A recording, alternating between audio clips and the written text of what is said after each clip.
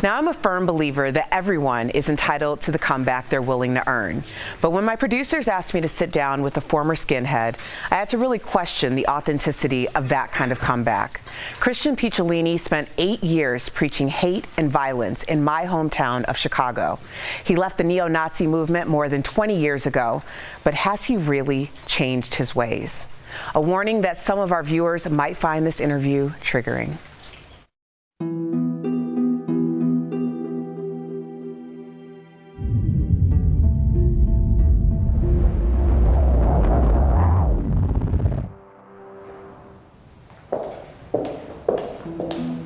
Hi, Erica. Nice to meet you.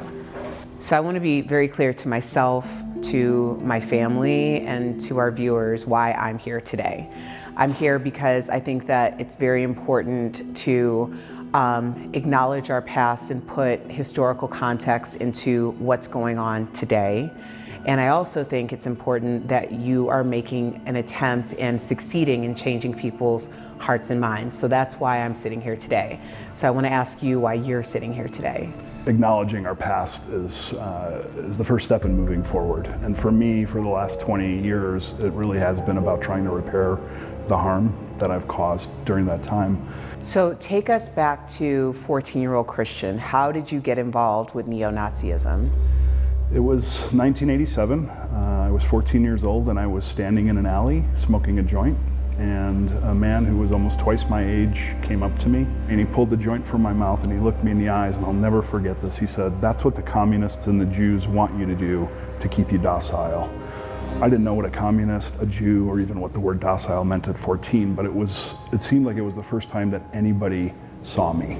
And having hit what I call potholes in life, those kind of traumas that we all experience in life, and some of us navigate them and some of us cannot, those potholes detoured me to the fringes where that narrative was prevalent. How do you go from being a vulnerable recruit to actually leading the pack? Well, I kind of went from nothing to somebody almost overnight. And by that time, I was so afraid of going back to the nothingness that I had before that, that I was willing to do anything to maintain that feeling of respect, which of course wasn't true respect, it was fear. You created a rock band based on white supremacy. Yeah. What is the reason behind music spreading the message? You have to remember, this was the 80s and early 90s too. We didn't have the internet. Music was our social network. It was a way to educate people into our ideology, to project the hatred that we had towards other people. So it was a very, very powerful tool. I opened a record store in 1994, primarily to sell this racist music that I was making and importing. But I also knew that I couldn't get a business license or sustain a business without selling all sorts of music. So I decided to stock a little corner with hip hop and punk rock music and heavy metal. And I didn't think anybody would ever come in to buy it. But I was very surprised when people of color, when gay people, when Jewish people came in to shop there. Specifically, there was one black teenager who came in a lot. One day he came in and he was not very happy. He was not joking around. He was kind of sad. And I had asked him what was wrong. And I remember him telling me that his mother had been diagnosed with breast cancer that day. And suddenly I had a connection with him because my mother, just a few months before then, had been diagnosed with breast cancer.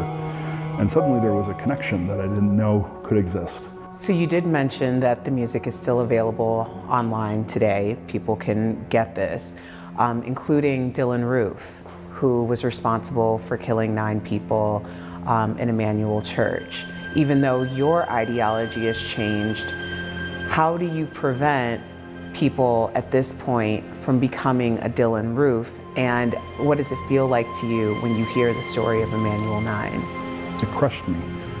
When I found out that Dylan Roof, 4 months before he walked into Mother Emanuel, had heard my song and had posted on a white supremacist forum the lyrics to my music, it crushed me again, knowing that the words that I put out almost 30 years ago, despite my efforts to try and have it removed, were still reaching people. There's a lot of pressure in media to make sure that I'm not affording a platform to someone who's going to be able to misuse it. Do you feel like there is a way that you'll ever atone for everything that you've done? I don't think so. I don't know that I ever can atone for what I've done. I put things out into the world that are still there today. I spread ideas. I recruited people whose lives changed because of this. There were victims whose lives changed because of what I did.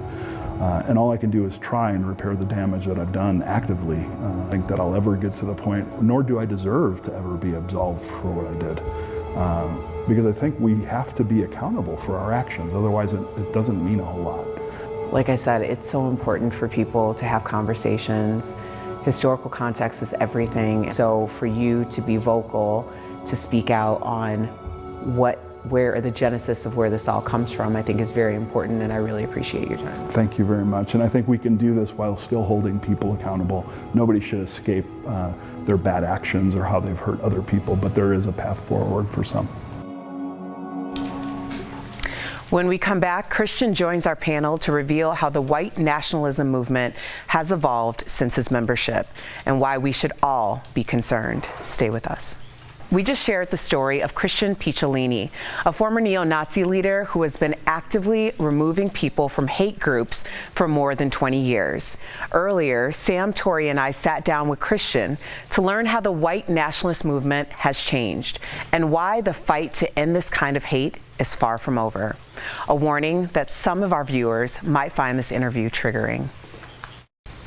Christian, thank you for joining us today and for sharing your story. Now, last year, for the first time ever, the Department of Homeland Security added white supremacist violence to its list of priority threats in the U.S. In fact, they say it's their highest threat and that it is on the rise. So, given that a lot of people still believe that white nationalism is fake news, what would you say to those people? And do you believe that the current administration is affecting its growth? Well, I would say absolutely that hate is not a hoax. Groups like the Anti-Defamation League have just reported that there were over 2,100 hate crimes last year. There were over 2,100 incidents of posting flyers, especially in places like college campuses where 25% of those flyering incidents occurred. Attacks from white supremacists are on the rise. In fact, there have been more attacks since 9/11 by white supremacists on American soil than by any other foreign or domestic terrorist group on American soil. This is absolutely a problem, and the fact that we are now starting to make it a priority is important. But the problem is we don't have domestic terrorism laws right now to prosecute these. The best that we could do is a hate crime. And in some states there aren't hate crime laws. So until we can start to identify groups that are tied to terror organizations overseas, which they are, this is a transnational problem. I don't know that we'll be effective in applying laws to them. Wow. Christian, hi. I am going to be super honest because I'm always honest. I'm like a little uncomfortable and nervous, and I just want to tell you that, and I just want to say thank you for being here. Sorry. Thank you. This is as real as it gets, you know, and this is a real conversation. So thank you for being here. You did a Nazi salute outside of a concentration camp, and there's a picture taken. And I want to know if you knew what that meant at that time, and how do you feel about you then? And again, I can't re-emphasize how thankful I am to have a conversation with you.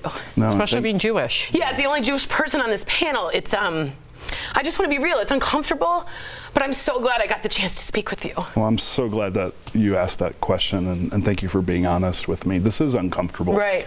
I took that picture almost 28 years ago in front of the Dachau concentration camp. And you know, looking back at that photo now, I realize how scared I was even then doing that, and how confused I was at that time, but how committed I was at the same time to, you know, go through with promoting hate and even being violent myself. It's hard for me to look at that person because I don't recognize that person. But I also know that, you know, for that 8 years that I was involved, from the time I was 14 until I was 23, I don't know that I was myself because I really was trying to be something that I wasn't. And you know, people say, well, maybe, you know, people can't change, and I say, well, maybe I didn't. I kind of went back to that person I was before I was 14 years old. And then for 8 years I really was off track. Well, thank you. I'll give you a handshake. Thanks again. Thank you for so being much. Here. I really appreciate it. Yeah. Yeah. So, Christian, you've been very informative about the new wave and how it's been an effort to temper, blend in. It's more covert versus overt. So what is the new culture of skinheads as someone who used to be on the inside? Yeah, I mean, I think we recognized, Erica, back in the 80s and early 90s that being a skinhead or being very visible was working against us. At first, we were very small, and part of our MO was to terrify people with the way we looked, the symbols we wore. And then there was this move from boots to suits, where they started to, after I had left, they started to recognize that law enforcement was doing a very good job of infiltrating, of putting pressure on them because they were visible. So they decided to blend in. They decided they needed to speak like the people they wanted to recruit, and that meant toning down their language while still having the same message. David Duke was one of the first people to really kind of abandon that look. He got rid of his Klan robe and the Klan hood. He ran for office, was elected to the House of Representatives in Louisiana, and the rest is kind of history. That's when we saw this transition to, the mainstream of white nationalism. Although those laws, we've always had white supremacist laws in our country. We've always done that. But what's happening now is a lot of the words coming from the administration, coming from politicians, are starting to really embolden them. They feel like they have somebody they can trust in power. Wow. Jeez, Erica always says that you're more fearful of the covert rather than the overt, and that's this rebranding movement sounds exactly like that, which makes me really uncomfortable.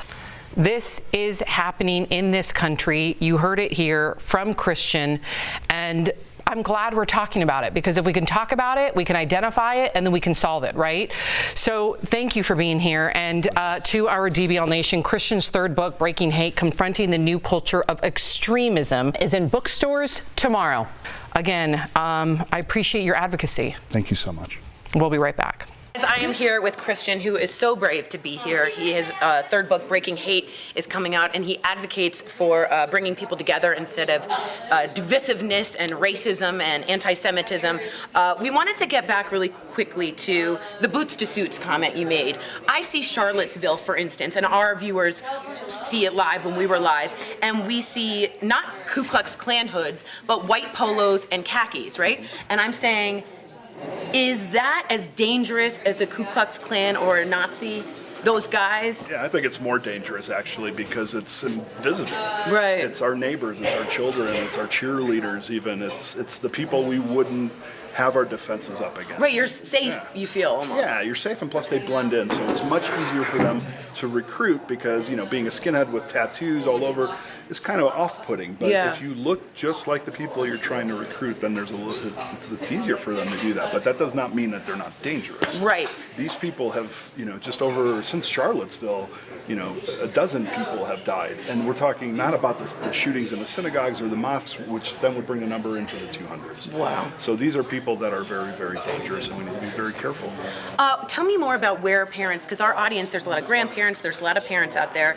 Video game chats, do you want to just talk to your kids about that? Because I know you can literally speak to people. Almost. Yeah, and that's the problem, is they're literally being recruited. Like on an earphone, Yeah, and the way it starts out is they'll just be in a regular game, let's say it's, Call of Duty or Minecraft or whatever game it is, and they're playing with a group of people. And the recruiter will drop the N-word, and they'll gauge how people respond. If some people, push back. It's a bait. Yeah, it's a bait. And there inevitably will be, those couple of kids that laugh nervously or maybe laugh because they're racist or whatever. But there's that one kid. That's right. And then they pull them to another room and it just kind of goes down a rabbit hole that way. It's not, I wouldn't say it's the new stranger danger, but we need to teach our kids to be better critical thinkers, to not be duped by manipulators who are trying to prey on them, and we need to really empower them as they're younger before they get to that position. That's very interesting. Lastly, I want to ask you, when you write the book and you speak about advocacy, do you feel sorry every day? Do you feel guilty every day? Yeah. Or do you kind of move into a new person? Does that make sense? Yeah, no, I think it's always going to be. Sorry for being personal, but yeah. No, it's important because I do believe we have to be accountable for our actions. This is 30 years after I've left. Right. And I'm still holding myself accountable. I think it's the self-reflection, the guilt, and all of those things that remind me of who I used to be are what make me who I am today. It's what pushes me forward today. Wow. Well, please write us in if you have questions, and we will try and get back to Christian and keep in touch with him. Again, Breaking Hate is his third book. I can't tell you what it's like to speak to you, because as a Jew, it's really incredible to have a conversation with someone that has changed. It's very weird, but I'm very thankful. In a weird way. Does that make sense? Yeah, we're in a moment right now where I think so many things are starting to seem like they did in 1930, Yes. where good people are starting to kind of flounder on what they should do. And what I'll tell people is we have to be vigilant and cannot afford to be ambivalent right now. This is not an epidemic, but it's something that we definitely need to pay attention to. Thanks again. Great job. My Thanks pleasure. again. Thank Bye, you guys. so much. Absolutely.